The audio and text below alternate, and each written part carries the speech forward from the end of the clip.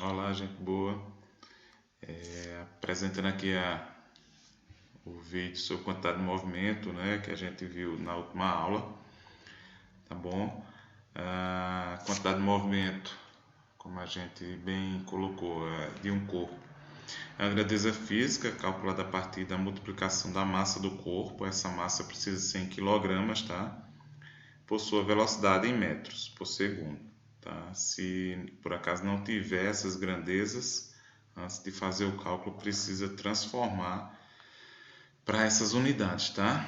É uma grandeza vetorial, pois apresenta módulo e direção e sentido. Né? Aqui a gente, essas duas setinhas aqui em cima do Q, que é a quantidade de movimento, e da velocidade representam, que são grandezas vetoriais.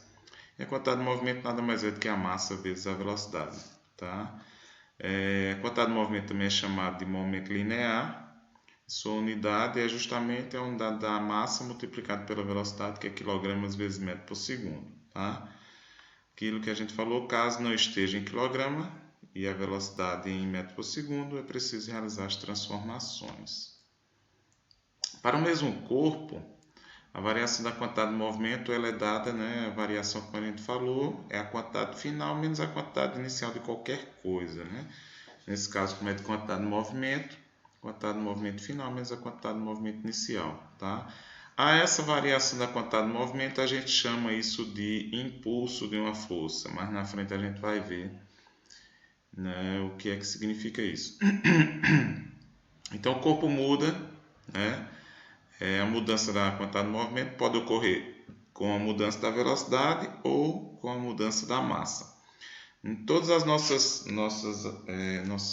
exemplos e exercícios, a gente nunca vai trabalhar com a mudança da massa, tá? Em geral, a gente trabalha só com a mudança da velocidade.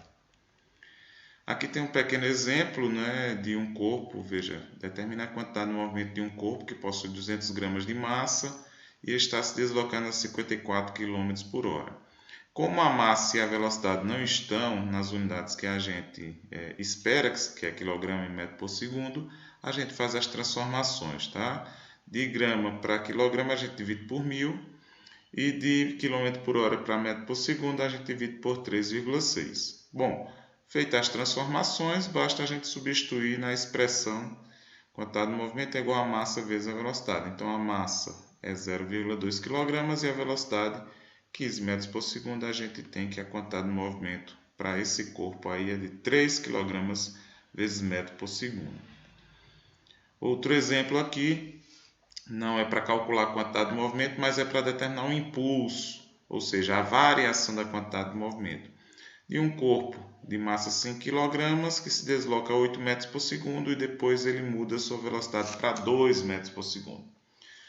Vocês conseguem perceber que a massa e a velocidade já vêm nas unidades que a gente precisa, então vamos apenas fazer substituições aqui. O impulso nada mais é do que a variação da quantidade de movimento, que é a quantidade de movimento final menos a quantidade de movimento inicial. Nessa situação, a massa não se altera, então a quantidade de movimento final é massa vezes velocidade final e a quantidade de movimento inicial é massa vezes velocidade inicial. Quando eu substituo aqui a massa, vou substituir a massa 5 e 5 nos dois, né?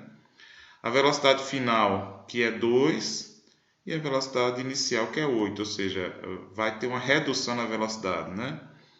Isso vai me dar 5 vezes 2, 10, menos 5 vezes 8, 40, um impulso ou uma variação da quantidade de movimento de menos 300 kg vezes metro por segundo. Esse menos ele surge justamente porque você tem uma diminuição da velocidade. Tá? Se você tivesse uma velocidade que estivesse aumentando, esse impulso seria positivo. Aqui tem um exercício, tá? Que a gente deixa como exemplo aqui também. Tá? Você tem um avião, tá? Um 737, que possui uma massa de 79.000 kg e viaja na velocidade média de 720 km por hora. Tá? Então precisa fazer a transformação dessa unidade aqui para a gente poder encontrar a quantidade de movimento.